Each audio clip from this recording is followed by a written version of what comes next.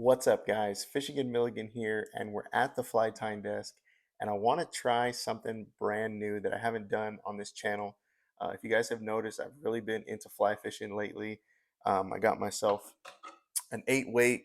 I've been out there throwing a lot, practicing in the backyard, getting everything ready, doing a lot of tying here at the desk, and I'm really excited to show you guys a brand new series called Fly and Tie.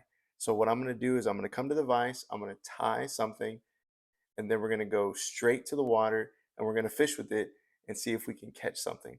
So you guys, let me know if you like it.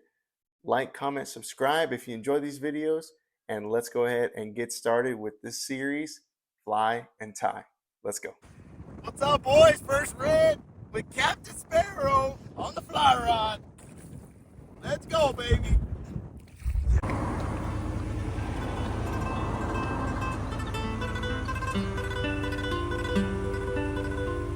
The fly trap. Got the dogs at. Fish are not easy.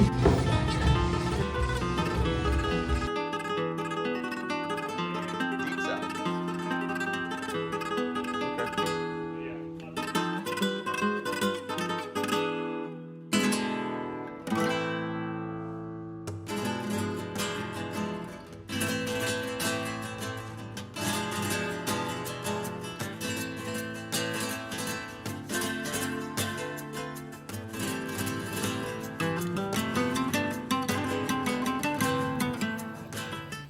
One eternity later. Hey, let's go. Let's go.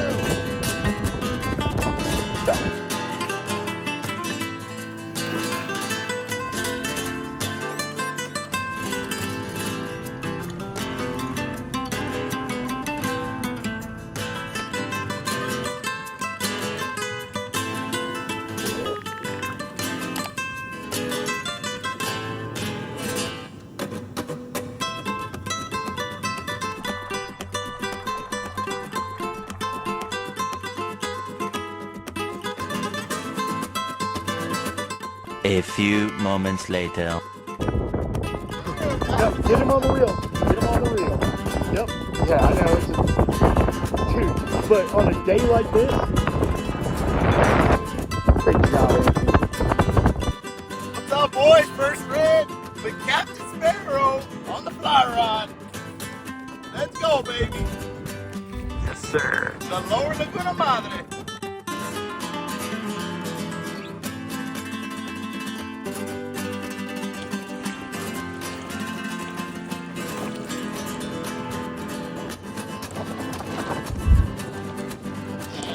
Oh! Shit!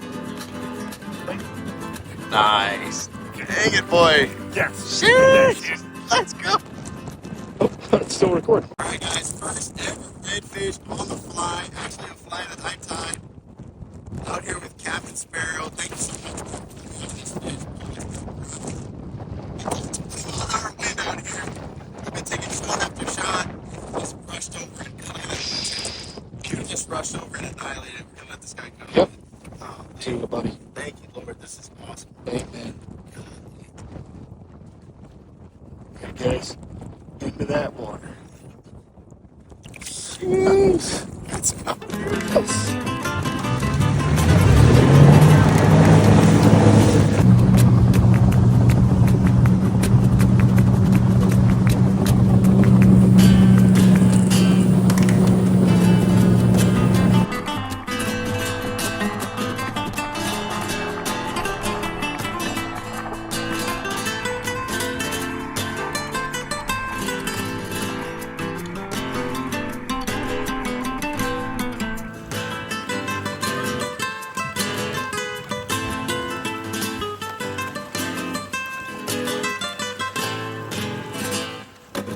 Alrighty, guys, here we are at the vise, and I'm going to go ahead and show you the tie we're going to fly today. I'm going to go ahead and show you the fly that we're going to tie today.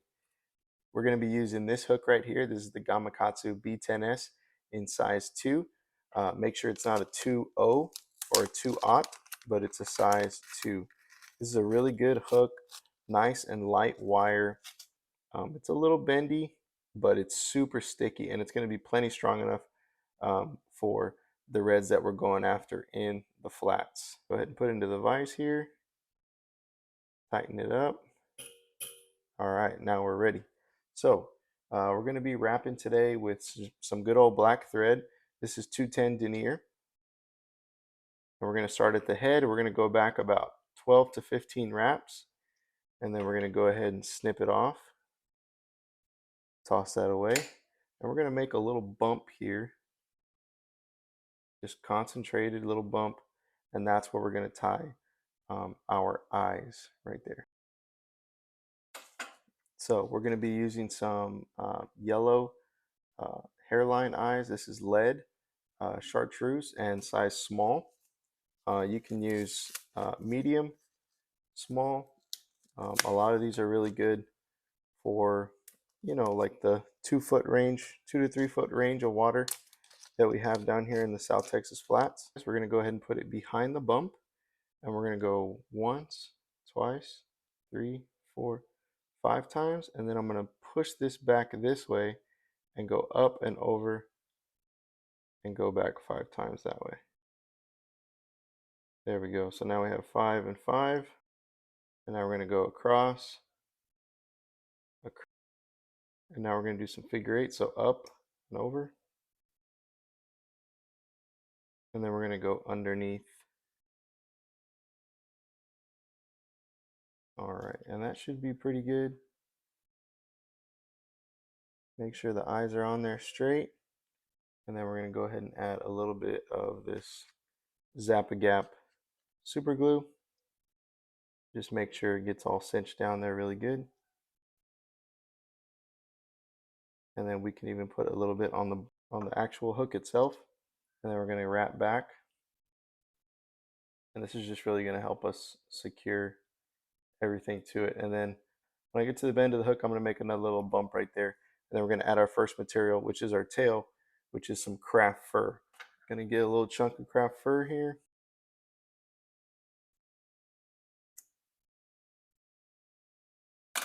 All right, so we're going to go ahead and pull out all this under fur here. And I'm going to do it, the trash can here. So just pull out all the under fur there. And then another thing you can do is you can go to the tips and you can pull the tips at the end here. Kind of line them up. And then we're going to want this to go about 1 hook length, maybe 1.5 hook lengths past. So I'm going to trim it right around here. Don't trim this with your good scissors because this does really dull up scissors a lot, this craft fur. Now we're going to go ahead and put this guy right there on top, front of the bump. We're going to go 2 loose wraps and then kind of tighten up a little bit.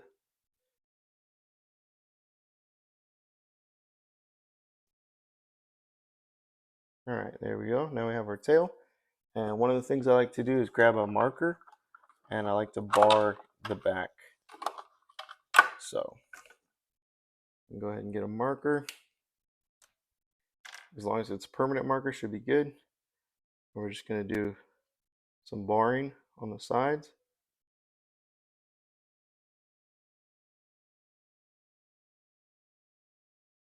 There you go. Okay, now we're ready to add the next material, which is going to be a little bit of flash. Usually 2 or 3 strands will do it. So there we go, there's 2. I'm going to go ahead and put this on the thread, just double it over.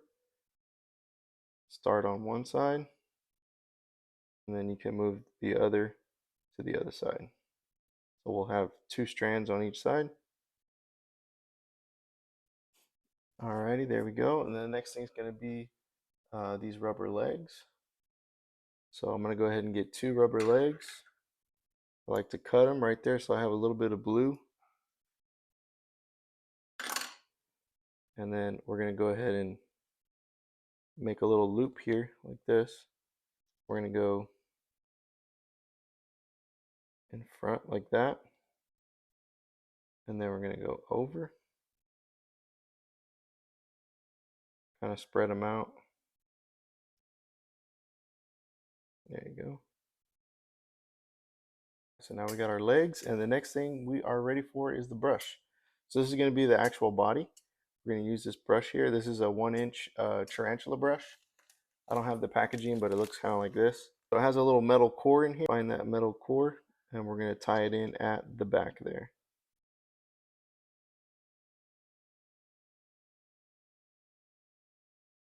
So there we go. Tie it up and then move the thread up to the front. And then we're going to go ahead and start wrapping. And when we wrap, we're going to go up. We're going to pull these fibers back, go over, pull them back, go over, pull them back, go over. And if you have a real short piece like I do, you can use your hackle pliers here and go ahead and find that metal and clip it on there like so, and that'll be a lot easier to move. So all the way back, push it back,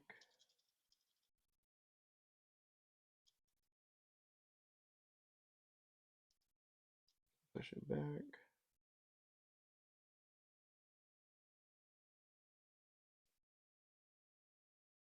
There you go. And the last little piece you have, you're gonna go ahead and let it go, and you're gonna move it to the front. I like to move it up and under, and then I like to wrap around and catch that like so. There's that little piece there. We're gonna go ahead and cut it. Not using your good scissors, use your bad scissors. We're gonna push this back and then go ahead and capture that. There you go, like so. There you go, and you're almost done.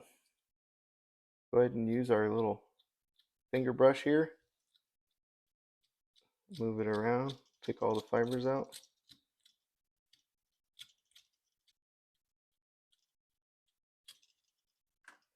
There you go. And you can go ahead and use your scissors. And I like to cut like the bottom here kind of flush, because that's kind of how the fly is going to ride, is on its back here like this. It's not going to ride up like that. This is going to provide weight, and it's going to be like so. And this is a crustacean pattern, so you want to flare out the sides like that. Make it look kind of crabby. And then you're going to cut the sides. Probably better if you use your good scissors here. I prefer Fisker, not affiliated with or sponsored with yet. But a few more trips to Hobby Lobby and I'm sure I'll be on the Fisker team.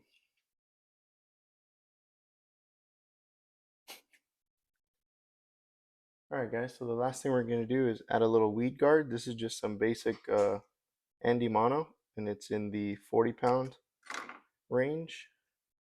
We're going to take like a little 2.5, 3-inch piece. We're going to double it over like this. And we're going to add it to the front. We're going to go over a little saddle and go once, twice, 3, 4 times. Then you're going to go ahead and pull it down. That, and then we're going to go over again, and then we're going to go ahead and pull it up, and then go over the opposite side. That. A couple more times in front.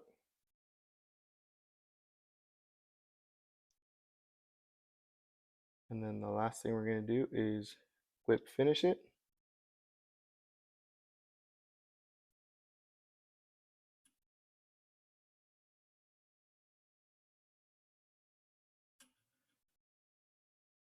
Alright, then we're going to go ahead and snip it. And of course you can always add a little bit of glue on top. Go ahead and glue this up. This is that UV glue. And you're just going to work it around. Make sure those threads got in there nice and good with the glue. And then we're going to hit it with the UV light.